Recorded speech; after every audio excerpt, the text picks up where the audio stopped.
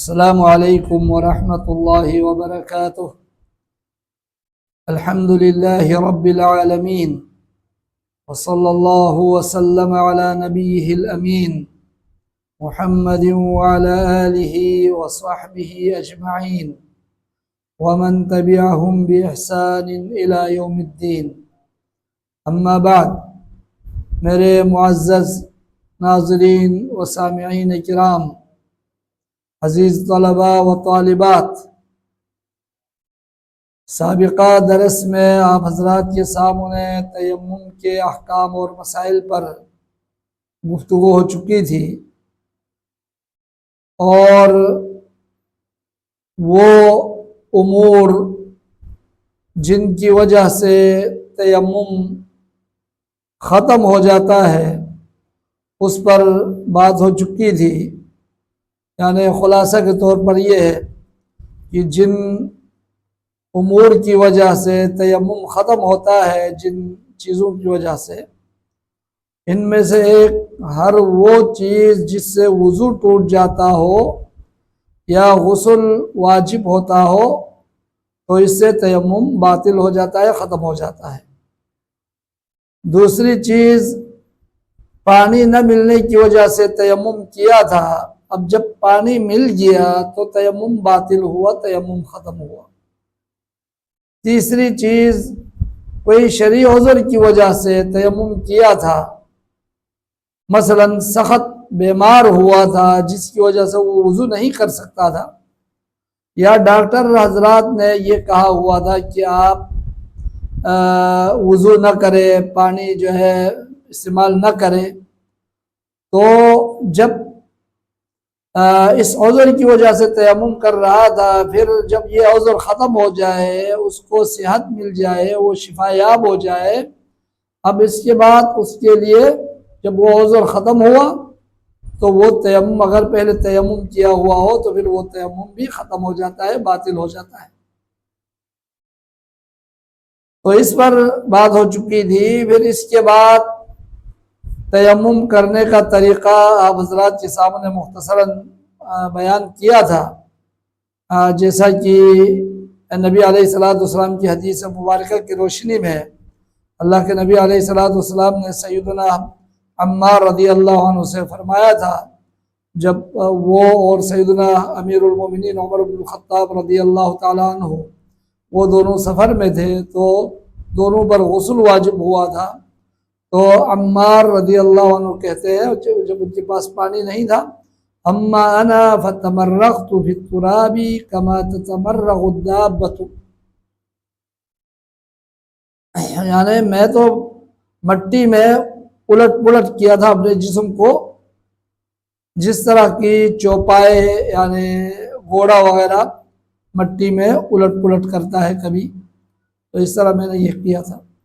اس وقت نبی علیہ السلام نے فرمایا تھا، انما یکفیک ان تضرب بیدیک ہکذا ضربۃ واحدہ، او کما قال علیہ السلام، نبی علیہ السلام نے فرمایا تھا، عمار تمہارے لیے کافی تھا کہ تم اپنے دونوں ہاتھوں کو پاک مٹی پر مارتے اور پھر اس کو جو ہے دونوں ہاتھوں کو اس کو جو ہے جھاڑ دیتے، پھر چہرے پہ مل لیتے اور دونوں ہاتھوں کو مل لیتے، یہ تمہارے لیے کافی تھا۔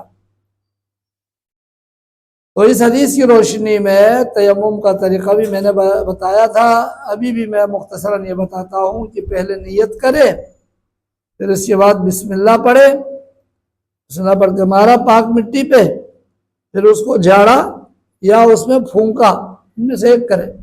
اس کے بعد پہلے چہرے کو مل لے، چھو لے، پھر اس کے بعد دونوں ہاتھوں کو۔ یہ تیمم ہے جو غسل کے بدلے میں بھی اور وضو کے بدلے میں بھی یہی ایک طریقہ ہے تیمم کا۔ اب اس کے بعد ہم آتے ہیں آگے آج کے اس درس میں نجاست کے حوالے سے، گندگی کے حوالے سے، مطلب کون سی چیز ہے جو ناپاک ہو جاتی ہے اور اس پر ناپاکی کا حکم لگ جاتا ہے۔ تو اس حوالے سے ہم آتے ہیں، نجاست، ناپاکی، پلیدی، یہ کیا ہے؟ اس کی دیکھیے فقہاء کرام رحمہ اللہ نے نجاست کی دو قسم بیان کی ہیں. ایک نجاست عینی جو کبھی بھی دھو کر بھی وہ پاک نہیں ہو سکتا، یعنی وہ بذات خود نجس ہے، ناپاک ہے، پیشاب ہے، پاخانہ ہے. اب اعزکم اللہ، اللہ تعالیٰ ہم سب کو عزت دے کہ پاخانے کو اگر کوئی دھو کر پاک تو نہیں کیا جا سکتا، وہ تو نجاست عینی ہی ہے. ایک ہے نجاست حکمی. نجاست حکمی یہ ہوتا ہے کہ پیشاب کسی پاک جگہ پر پیشاب پڑ گیا، پیشاب لگ گیا یا پاخانہ لگ گیا کسی پاک جگہ پر، تو اب اس کو دھونا. ہاتھ پہ پیشاب لگ گیا، ہاتھ کو دھو لیا. اس پتے پہ جو ہے پیشاب لگ گیا، اس کو دھو لیا پانی سے. اسی طرح پاؤں وغیرہ پہ جو ہے نجاست لگی، پاخانہ وغیرہ لگ گیا، اب اس کو جو ہے پانی سے دھونے سے وہ پاک ہو جاتا ہے. اگر نہیں دھوؤ گے تو پھر وہ ناپاک رہے گا. اب نجاست کو پاک کرنے کے لیے اللہ تعالیٰ نے آسمان سے پانی نازل فرمایا. تو نجاست کو اصل جو پاک یعنی کیا جاتا ہے وہ پانی ہے، جیسا کہ اللہ تعالیٰ نے قرآن کریم میں فرمایا وَيُنَزِّلُ عَلَيْكُم مِّنَ السَّمَاءِ مَاءً لِيُطَهِّرَكُم بِهِ، اور وہ ذات تمہارے لیے آسمان سے پانی نازل فرماتا ہے تاکہ اللہ تمہیں پاک کرے اس پانی کے ذریعے. معلوم ہوا کہ نجاست کو پاک کرنے کے لیے پانی استعمال ہوتا ہے. اور بعض نجاست بعض حالت میں پانی کے علاوہ کوئی اور طریقے سے بھی بعض نجاست پاک کیا جا سکتا ہے. جیسا کہ اگر کوئی پیشاب کرنے کے بعد ڈھیلا استعمال کرے، پتھر استعمال کرے، مٹی استعمال کرے، تو اس سے قضاء حاجت کے بعد اگر مٹی یا پتھر وغیرہ استعمال کرے تو پاک ہو جاتا ہے. اب یہ پانی کے علاوہ ہے. یا اسی طرح جوتی کے نچلے حصے پہ اگر کوئی ناپاکی لگی ہے، نجاست لگی ہے، تو اس جوتی کو کسی پاک جگہ پر رگڑنے سے ایسا اس سے وہ جوتی پاک ہو جاتی ہے. جب کسی جگہ پر نجاست لگی جوتی کے نچلے والے حصے پہ، پھر اس جوتی کو کسی پاک مٹی پہ وہاں پر ایسا رگڑ لیا پاؤں کو زمین کے ساتھ، تو وہ پاک ہو جاتی ہے. تو بہرحال لیکن اگر اس کو کوئی دھو کر پاک کرنا چاہے تو اس سے بھی کوئی اعتراض نہیں ہے، وہ پانی سے بھی پاک کیا جا سکتا ہے. تو اصل ناپاکی کو پاک کرنے کے لیے اللہ تعالیٰ نے پانی نازل فرمایا. جی. اور نجاست حکمی یعنی اس کے بارے میں ابھی ہماری بات ہوگی. اب نجاست حکمی، اس میں اہل علم نے نجاست حکمی کو 3 حصوں میں تقسیم کیا ہے. ایک ہے نجاست مغلظہ، یعنی غلیظ قسم کی نجاست، غلیظ قسم کی ناپاکی. اس سے مراد کیا ہے؟ اس سے مراد کتے کا کہیں پر بھی منہ لگا لے، کتا نے کہیں منہ لگا دیا کسی برتن وغیرہ میں، تو اس کو 7 مرتبہ دھونے کا حکم دیا نبی علیہ السلام نے. راجح قول کے مطابق پہلی مرتبہ مٹی سے اس کو صفائی کی جائے.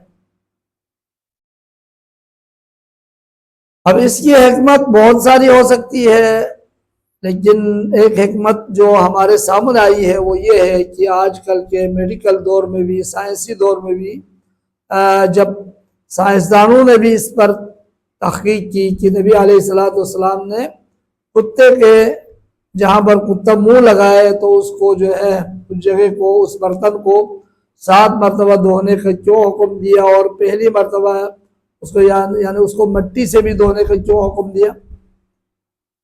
تو جب انہوں نے تحقیق کی تو یہ پتہ چلا کہ کتے کے لعاب میں اس میں ایسے ایسے جراثیم پائے جاتے ہیں کہ وہ جراثیم انہوں نے دنیا کے کیمیکلز سے اس کو وہاں سے برتن سے ہٹانے کی کوشش کی، برتن کو صفائی کرنے کی کوشش کی، لیکن وہ جراثیم جو ہے وہ صاف نہیں ہوئے۔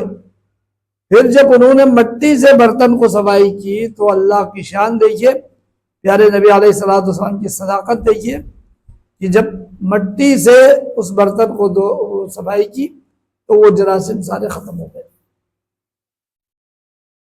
تو نجاست مغلظہ، غلیظ ترین قسم کی نجاست، یہ کتے کا جو ہے منہ لگانے سے یہ ہو جاتا ہے۔ اور دوسرا ہے نجاست مخففہ، یعنی ہلکی قسم کی نجاست ہے، تو وہ بھی نجس ہے لیکن وہ ہلکی قسم کی نجاست، جس کے بارے میں اہل علم نے جو ذکر کیا ہے وہ ہے کہ دودھ پیتا بچے کا، بچی کا نہیں، دودھ پیتا بچے کا پیشاب، جب وہ بچہ دودھ پی رہا ہو تو اس کا پیشاب ہے تو وہ بھی ناپاک ہے، نجس ہے، لیکن اس کو پاک کرنے کے لیے شریعت نے ہمیں اس میں آسانی رکھی، جیسا کہ نبی علیہ السلام نے فرمایا یغسل بول الجاریتی ویرش علی بول الغلام، او کما قال علیہ السلام، کہ بچی کے پیشاب کو دھو لیا جاتا ہے، اور جو بچہ ہے یعنی شیر خوار دودھ پیتا بچہ، اس کے پیشاب پہ جو ہے چھینٹا مارا جائے گا، تو چھینٹا مارنے سے وہ پاک ہو جاتا ہے، جس کو نجاست مخففہ کہا جاتا ہے۔ اور تیسری نجاست کی جو تیسری قسم ہے وہ ہے نجاست متوسطہ کہا، یعنی عام درمیانی نجاست، یعنی اس سے مراد جتنے بھی نجاست ہے، جتنے بھی ناپاکی ہے، شریعت نے اس کو ناپاک قرار دیا ہے، اس کو پانی سے دھو لیا جائے، پانی سے ایک مرتبہ دھو کر اگر نجاست ختم ہو جائے تو وہ پاک ہے، 2 مرتبہ دھو لے تو نجاست ختم ہو گئی، پاک ہے، اگر وہ نجاست باقی رہی تو 3 مرتبہ دھو لے، 4 مرتبہ دھو لے، یعنی جب تک وہ نجاست ہے اس وقت تک پانی سے دھو کر اس کو یعنی پاک کیا جائے۔ تو یہ ہے نجاست متوسطہ، یعنی درمیانی نجاست۔ عموماً نجاست جو ہے اکثریت طور پر عموماً نجاست وہ یہی درمیانی نجاست ہی ہوتی ہے۔ اب اس کے بعد ہم آتے ہیں کون کون سی چیزیں ہیں جو یعنی نجس ہونے پر، ناپاک ہونے پر قرآن و سنت سے دلیل ملتی ہے، دلیل کی روشنی میں نجس ہوتی ہے۔ ایک تو پہلی چیز تو یہ ہے کہ پیشاب اور پاخانہ، پیشاب پاخانہ یہ نجس ہے، اور اس کی نجاست کے حوالے سے اللہ کے نبی علیہ السلام کی یعنی بہت سارے احادیث ہیں۔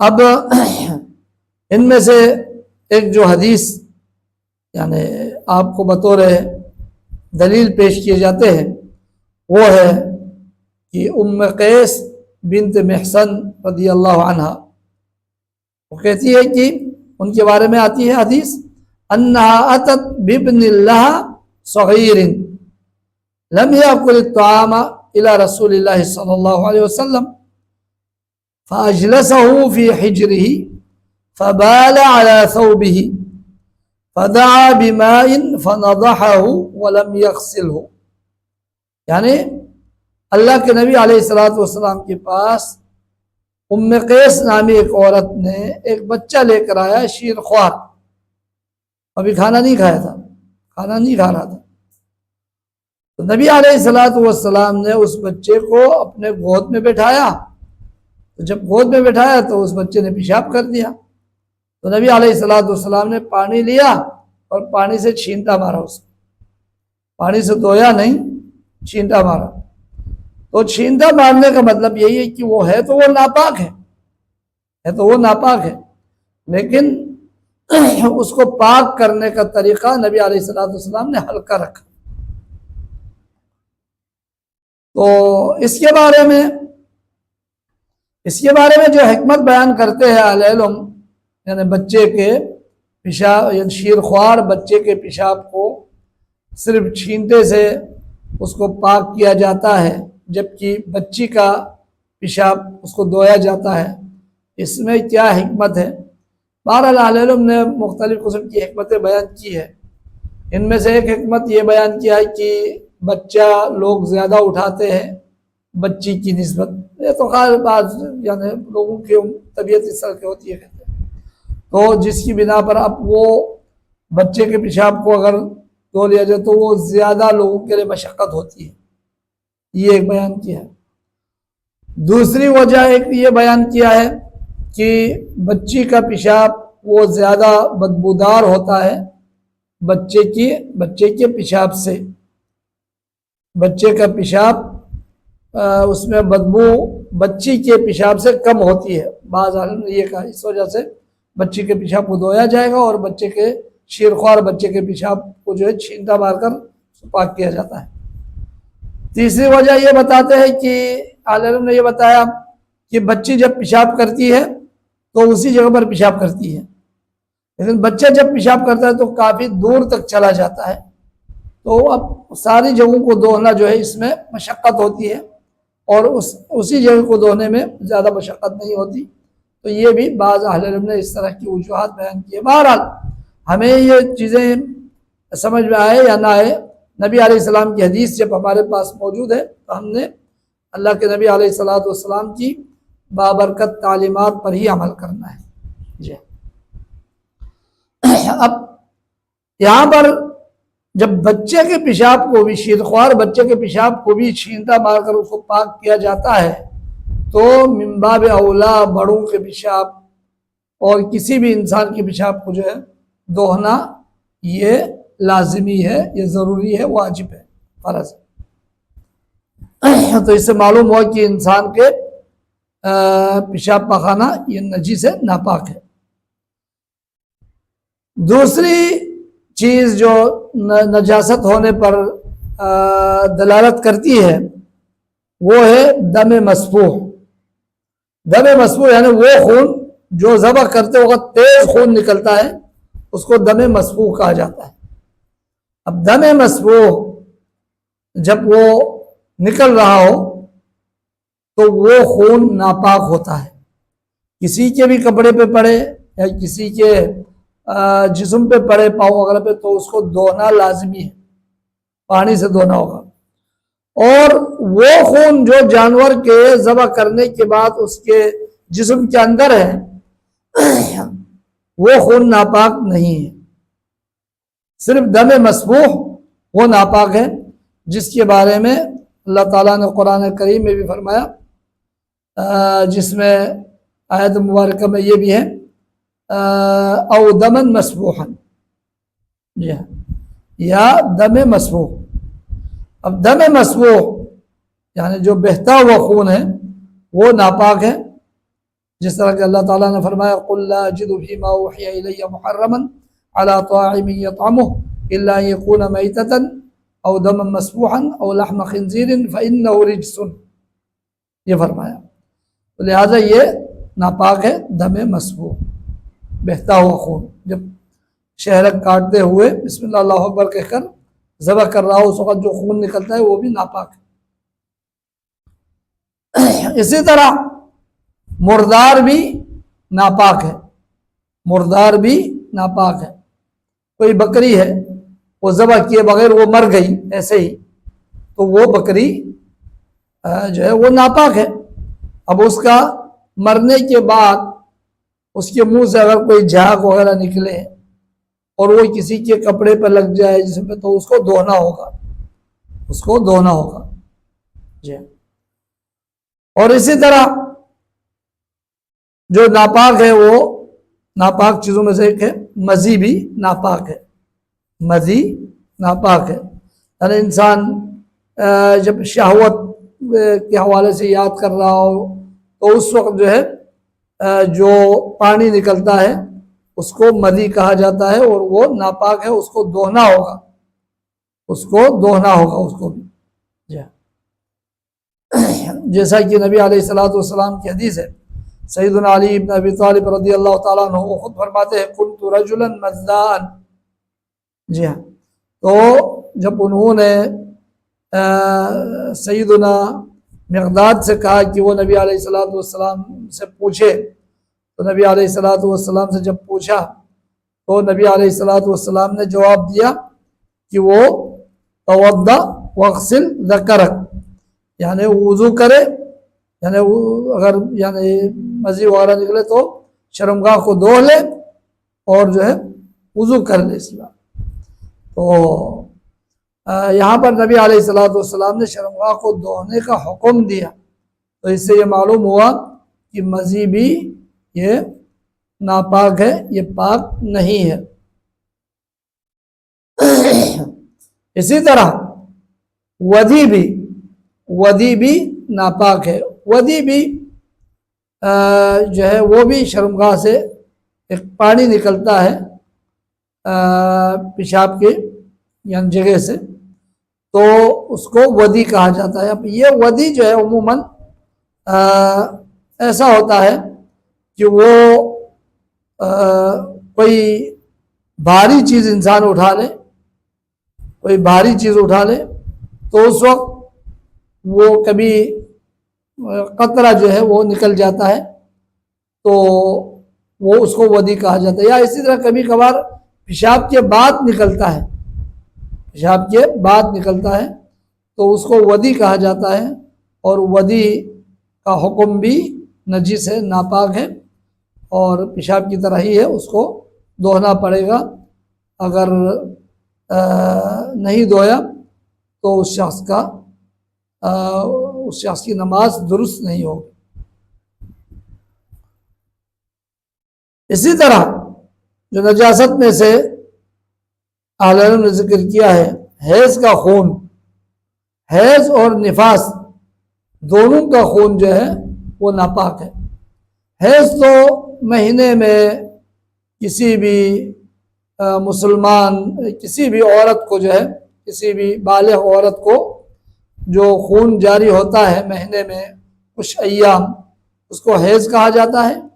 نفاس عورت کو ولادت کے وقت جو ہے، ولادت کے وقت سے لے کر کبھی کبھار 40 دن تک خون جاری رہتا ہے، مطلب ولادت کے وقت جو خون نکلتا ہے اس کو نفاس کہا جاتا ہے. نفاس اور حیض کا حکم ایک جیسا ہے، اور دونوں کا یہ نفاس کا خون بھی اور حیض کا خون بھی دونوں ناپاک ہیں، اس کو دھونا پڑے گا. جیسا کہ نبی علیہ الصلوۃ والسلام نے حیض کے بارے میں فرمایا تحتہ ثم تخرسہ بالماء ثم تنضحہ ثم تصلی فیہ. اسماء بنت ابی بکر رضی اللہ عنہ کی حدیث میں کہ ایک عورت نبی علیہ الصلوۃ والسلام کے پاس آئی اور اس نے کہا کہ احدانا یصیب ثوبها من دم الحیض، ہم میں سے کسی عورت کے اگر کپڑے پہ حیض کا خون پڑ جائے تو اس کا کیا حکم ہے؟ تو اللہ کے نبی علیہ الصلوۃ والسلام نے فرمایا کہ اس کو کھرچے اور اس کو دھو لے، یعنی پانی سے اس کو دھو لے اور پھر اس پہ پانی ڈالے، پانی سے پہلے اس کو دھو لے، اس طرح نچوڑ کر پھر اس پر پانی ڈالے اور وہ عورت جو اس پہ نماز پڑھ لے، پھر اس کپڑے میں نماز پڑھ لے، اس کو اتارنے کی ضرورت نہیں، یعنی خون کو دھو کر نماز پڑھ لے. تو معلوم ہوا کہ حیض کا خون بھی ناپاک ہے. اور قرآن میں بھی اللہ تعالیٰ نے فرمایا یسألونک عن المحیض قل هو اذى فاعتزلوا النساء فی المحیض. فرمایا پیارے نبی علیہ الصلوۃ والسلام لوگ آپ سے پوچھتے ہیں حیض کے بارے میں، تو آپ فرما دیجئے کہ یہ جو ہے یہ گندگی ہے، یعنی ناپاکی ہے، تو حیض کے دوران عورتوں سے دور رہے، یعنی ازدواجی تعلقات قائم نہ کرے، یہ فرمایا. تو معلوم ہوا یہ چیزیں جو ہے نجاست میں سے ہے. اب اس کے بعد نجاست کو دھونے کا کیا طریقہ ہے؟ اب نجاست معلوم ہو گئی کہ یہ چیزیں نجس ہے، ناپاک ہے. اب ان کو دوہنے کے حوالے سے اہل علم نے قرآن و سنت کی روشنی میں مختلف طریقے بتائے ہیں۔ اب اگر نجاست زمین پہ لگی ہے، زمین پہ پیشاب اگر لگ گیا، کسی نے پیشاب کیا، تو اس کو دوہنے کا طریقہ یہی ہے کہ ایک بالٹی پانی لا کر اس پہ بہا دے، بس بہا دے، یہ کافی ہے، تو اس سے پاک ہو جائے گا۔ جیسا کہ صحیح بخاری اور صحیح مسلم وغیرہ میں ہے کہ ایک اعرابی دیہاتی آدمی مسجد میں آیا، مسجد میں آ کر مسجد کے کونے میں اس نے جب پیشاب کرنے لگا تو صحابہ کرام رضی اللہ عنہ اجمعین اس کو ڈانٹ رہے تھے، منع کر رہے تھے۔ نبی علیہ السلام نے صحابہ کرام کو منع کیا، اب چھوڑو، ان کو مت روکو۔ پھر جب وہ پیشاب سے فارغ ہوئے تو سبحان اللہ، پیارے نبی علیہ السلام کے اخلاق حسنہ، اخلاق عالیہ دیکھیے، اللہ اکبر۔ نبی علیہ السلام نے صحابہ کو منع کیا کہ اس کو مت ڈانٹے، پیشاب کرنے دے۔ پیشاب سے فارغ ہوا جب وہ، نبی علیہ السلام نے اس سے نہیں کہا اس دیہاتی آدمی سے کہ اب تم اس کی صفائی کر لو، پانی لا کر اس میں ڈال دو، بلکہ صحابہ کرام رضی اللہ عنہ اجمعین سے کہا۔ نبی علیہ السلام کا اخلاق حسنہ دیکھیے، آپ علیہ السلام کی مہمان نوازی دیکھیے، سبحان اللہ۔ یہ بندہ دیہات سے آیا ہوا ہے، صحابہ سے کہا تم لوگ پانی کا ایک ڈول، پانی کا ایک بالٹی جو ہے وہ لا کر اس کے اوپر جو ہے اس پیشاب کے اوپر بہا دو۔ نبی علیہ السلام نے ان کو پیشاب کرتے وقت ان کو منع نہیں کیا، اور بلکہ صحابہ کو منع کیا کہ آپ اس کو مت روکیں۔ اور اہل علم یہاں پر بتاتے ہیں کہ اس کی ایک طبی لحاظ سے بھی، میڈیکلی لحاظ سے بھی یہ یعنی اس چیز کو ثابت کر دیا ہے کہ اگر دوران پیشاب کوئی روک دے اپنے پیشاب کو تو اس سے مختلف قسم کی بیماریاں بھی لاحق ہو سکتی ہے۔ نبی علیہ السلام نے اس کو پیشاب کرنے دیا، ایک تو یہ۔ دوسری بات، اب ایک آدمی تیز پیشاب آ رہا ہو، اس نے فوراً پیشاب کر لیا، تو لوگ اس کے پاس آ جائے اس کو روکنے کے لیے، اس کو مارنے کے لیے، تو وہ وہاں سے بھاگے گا، بھاگنے کی وجہ سے اور جگہ بھی ناپاک ہوں گے، اور اس کے کپڑے بھی ناپاک ہوگا، اس کے جسم بھی ناپاک ہوگا۔ تو نبی علیہ السلام نے کمال حکمت کا راستہ اختیار کرتے ہوئے، آپ سب سے بڑے حکیم تھے پیارے نبی علیہ السلام مخلوقات میں، تو آپ نے انتہائی حکیمانہ انداز میں صحابہ کو روکا اور اس دیہاتی کو پیشاب کرنے دیا۔ پیشاب کرنے کے بعد نبی علیہ السلام نے صحابہ کرام سے کہا کہ ایک پانی کا ڈول جو ہے اس کے اوپر بہا دو، یہ فرمایا۔ تو لہذا اگر زمین پر کوئی پیشاب وغیرہ کرے اور زمین اگر ناپاک ہو جائے تو اس کو یعنی ہاتھ سے ملنے کی ضرورت نہیں ہے، دھونے کی، اس کے اوپر پانی ڈال دیا تو یہ کافی ہے۔ جی ہاں۔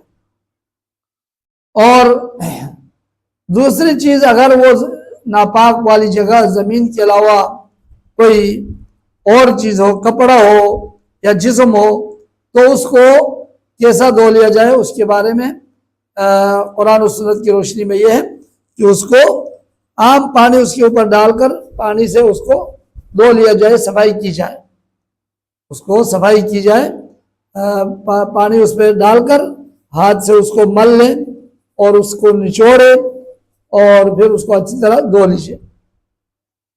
اور اگر جسم پہ اگر یعنی کوئی پیشاب وغیرہ لگا ہو تو اس میں پانی ڈال کر ہاتھ سے اس جگہ کو مل کر کم از کم ایک دفعہ مل لے ہاتھ سے، تاکہ وہاں پر جو نجاست کے اثرات ہیں وہ پانی کے ساتھ ختم ہو جائے۔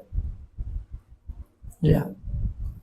اور اسی طرح نجاست کے حوالے سے پہلے بھی بات کی تھی کہ کتا اگر کسی جگہ پر کسی برتن میں منہ لگایا ہو تو اس برتن کو 7 مرتبہ دھو لیا جائے۔ پہلی مرتبہ مٹی سے دھو لیں اور باقی 6 مرتبہ پانی سے اس کو دھو لیا جائے۔ اور خنزیر کا حکم کیا ہے؟ کیا خنزیر کا بھی کتے جیسا سلوک کیا جائے گا؟ چونکہ قرآن و سنت میں ہمیں یہ کوئی دلیل نہیں ملتی، لہٰذا خنزیر کا جو جوٹھا ہے یا خنزیر کسی پر منہ لگائے تو اس کو یعنی دھو لیا جائے، پانی سے دھو لے عام نجاست کی طرح، باقی کتے والی نجاست کی طرح اس کو 7 مرتبہ دھونے کی ضرورت نہیں، بلکہ اس کو عام نجاست کی طرح اس کو دھو لیا جائے۔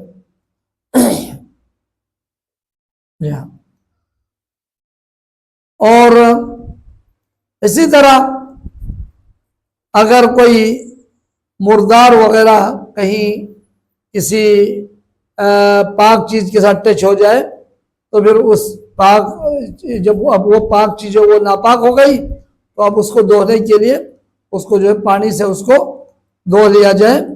پانی سے دھونے سے وہ نجاست ختم ہو جاتی ہے، اس کو جو ہے پانی سے دھونے سے وہ نجاست ختم ہو جاتی ہے،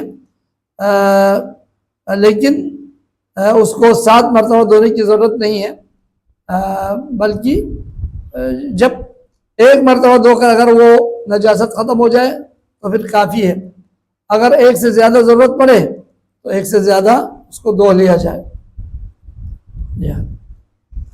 اور اسی طرح حیض اور نفاس کا جو خون ہے وہ اگر کہیں لگ جائے تو اس کو بھی خوب دھو لیا جائے، اس کو اگر پہلے اس کو کھرچ لیا جائے، پھر اس کو پانی ڈال کر جو اس کو دھو لیا جائے اور اس کو خوب دھو کر اس کی صفائی کی جائے۔ دھونے کے بعد اگر حیض یا نفاس کے خون کے کوئی اثرات کپڑے پہ باقی رہے تو کوئی حرج نہیں، تو اس میں کوئی حرج نہیں، کیونکہ نبی علیہ الصلوۃ والسلام کی ایک حدیث ہے وَلَا يَضُرُّكِ أَثَرُهُ، تمہیں کوئی نقصان نہیں ہوگا، اس کا اثر اگر باقی رہے تو کوئی نقصان نہیں ہوگا، لیکن اس کو خوب دھو لے۔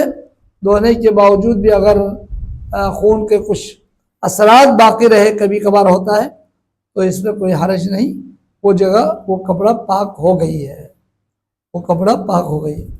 آج کا جو درس ہے وہ ہم اسی پر اتفاق کرتے ہیں، اللہ سے دعا کرتے ہیں کہ اللہ تعالی ہمیں قرآن و سنت کی روشنی میں ان احکام اور مسائل کو سمجھنے کی اللہ توفیق عطا فرمائے، اور پیارے نبی علیہ الصلوۃ والسلام کی سنت کے مطابق ہمیں زندگی گزارنے کی اللہ توفیق عطا فرمائے، اور ہر قسم کی نجاست سے اللہ تعالی ہمیں دور رکھے۔